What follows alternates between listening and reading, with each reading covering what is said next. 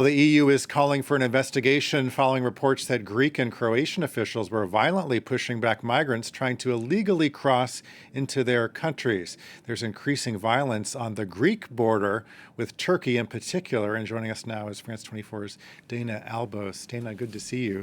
Hi. So you were at the border recently and you saw some of this violence firsthand. What happened?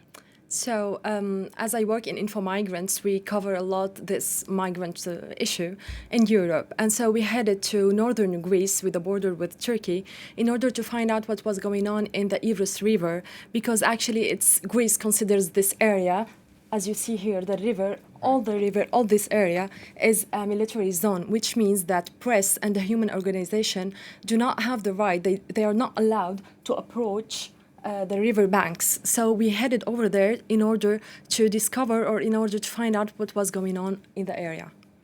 Now, as you said, you work for this website, Infomigrants. You've worked with them for 4 years. What is the feeling from migrants there? It is terrifying because, as you can see, there's fence and the borders is like the situation over there is really in tension.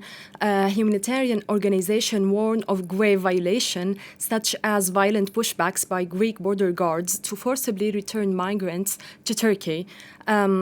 We have a report from Violence Monitoring Network says that since the spring of last year, pushbacks are systematic, and since the beginning of this year, 4,000 people have been returned forcibly back to Turkey. So people are really terrified by this militarization of this zone. You had something in particular happen with one migrant, and you were telling me about this earlier. What can you share with our audience? So as we were in our car, I was with a colleague of mine, Charlotte Boiteux, and as we were talking to a migrant, we were in our car. He was on the highway, and so we started asking him a question like, "What are you doing here? It's dangerous for you to be here on the highway and everything." So he told us that he has crossed the Evros River 10 days ago, and he was walking in the woods in order to arrive to Thessaloniki, which is like the biggest city, and so he had to walk for like 25 days in order to get to the big city and then continue to other countries. So as we were talking with him, a van came and they stopped. And then there was no sign on the van of police sign or anything.